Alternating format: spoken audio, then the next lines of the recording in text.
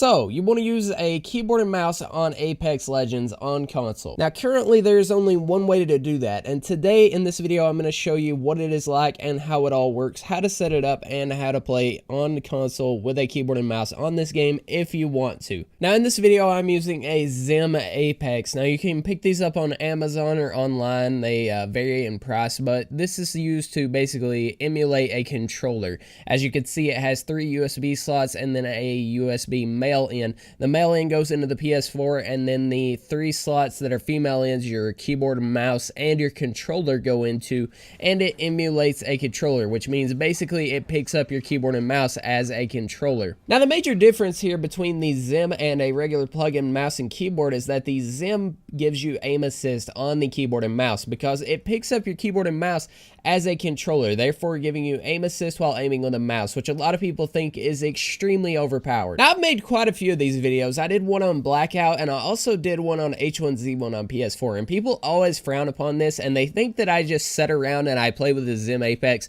on keyboard and mouse with a, on a console, and it's not what I do whatsoever. I literally bought this thing to make YouTube videos with, and that's all I've ever used it for, and honestly, this thing is more of a pain to use than it is honestly worth. The only time that this thing is viable is at long distance within console BRs or anything like that. The aim assist up close versus a controller is basically no difference. There's nothing to it. Maybe if you practiced a ton and actually got really good with it, played with it every single day, then it would probably be pretty good. But to use it just every now and again, it's honestly way more of a pain than it's completely worth. That being said, after this video was recorded, I stopped playing with the keyboard and mouse and I changed to a controller, and I got 10 kills with the controller, and I got like 7 kills total in 2 different games with the keyboard and mouse. So I will say straight away that I do not think the keyboard and mouse is that much worth it. Now, you can see in these vids, when we get in long range engagements, it is very, very overpowered with the aim assist at long range fights. So if I would have played back a lot more and played, slower with, ARs, whatever, it probably would have been more worth it, and you probably could play it to your advantage a lot at that. But honestly, rushing people, getting close range, you're gonna get, destroyed by people with a controller more than likely. Now, in this video, I am using the Titanfall 2 preset within the Zim Apex Manager app. Now, what you have to do, you have to download this app, you have to choose a game that you're playing, and you have to,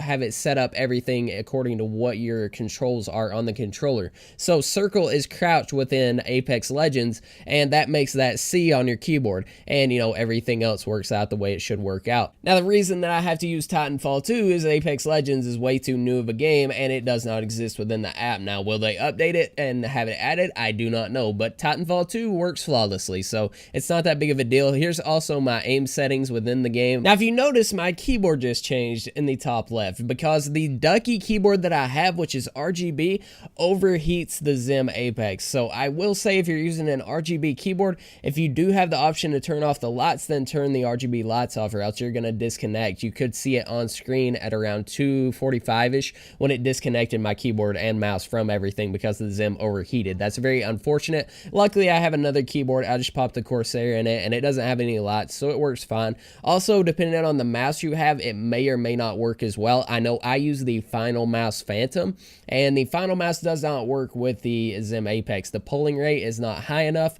It has to be at least 1,000 hertz for it to work, and that is why I'm using the G502 in this. So it's very weird for me. I'm using a keyboard I don't usually use. I'm also using a mouse that I don't use. I'm going from a Final Mouse, which is one of the lightest mice on the market, to one of the heaviest mice on the market, the G502. So it was kind of a mucka for me for trying to use this to aim with. Now, I do like the way that it sets it up, and overall, I'm just impressed with the console version of this in general. Now, I already have like 30 plus hours on PC, and playing on console, it actually works really well. The settings that it uses for the Titanfall 2, like I said, it's pretty good with this game. I hit up on the up arrow, down on the down arrow, left or right for the D-pad.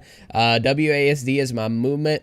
Reload and R, reload is on R, but reload is also your interact key, so it also picks up everything because R is bound to square, and square does all that on console as well. So you have to reload with R and open doors with R, pick up stuff with R. It's kind of weird, and other than that, I think everything works out well. It does make E melee, which is, I think, by default V on PC, so it does take a little bit to get used to all the settings because your keys do mess up a little bit, but it does work pretty well. It works better than Black Blackout and H1 did. You know, the settings can get really messed up. Also, if you don't have a game to base off of and the game itself that you're playing isn't in there, then it does work out really bad. So having Titanfall 2 to base off of is pretty good in this. Now the major question is, does this feel overpowered to me? Now I have played, like I said, on H1Z1 and Blackout with this Zim Apex and the aim assist on console. I do not think that it is nearly as overpowered as the other two games I had mentioned. H1Z1 felt more overpowered on PS4 with the mouse and keyboard than any game I've played, but like I said, this game, the aim assist doesn't feel that strong, so I do not feel like it is that viable. Like it doesn't feel like it gives you a major advantage. Also, the game itself, like I said, is not within the app at the moment, so it can't really set itself to Apex Legends being set to Titanfall 2. It's not the smoothest. It can be a little buggy. My mouse movement wasn't that responsive, to be honest with you. It was a little bit delayed. It felt a little bit off. It didn't feel completely like natural. You'll see a lot of times I'll jerk to the side or some shit. It's not me really doing that on purpose. It just kind of would do it on its own.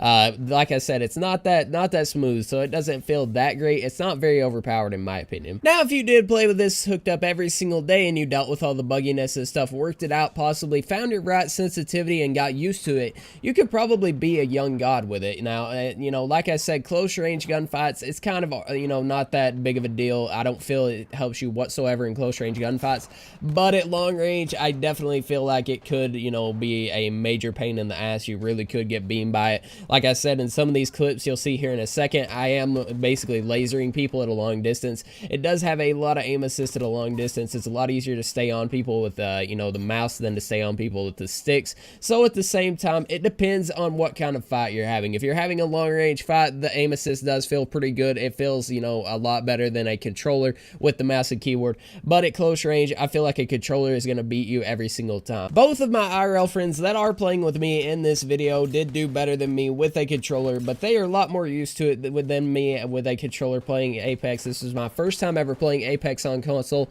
and like I said, the mouse and keyboard was a little bit buggy. I had a ton of issues with it. It definitely caused me, it took me almost an hour just to get set up to where I could play with a mouse and keyboard. So do I think it is worth it to buy a Apex to try to use this on Apex Legends? No. Now, do I know if they will bring keyboard and mouse support in the future? I'm not sure. I feel like they will. You know, every game that has came out for a BR on console has added their own, you know, keyboard and mouse settings. A lot of people don't agree with it, but some people like to play with that can't afford a PC or whatever, so I do feel like that'll be something they'll add in the future. Now, the last thing I want to mention before I let the rest of this gameplay play out, if you are still watching, I would really appreciate it if you went and liked the video. It would mean a ton to me. And also, me and my buddies that have played both on PC and on console have realized that the movement on console feels a lot faster than the movement on PC, which is really strange to us because they do plan on making this game, like I mentioned in my last vid, they do plan on making it a cross-platform game. So they want you to be able to play, you know, PC and console together.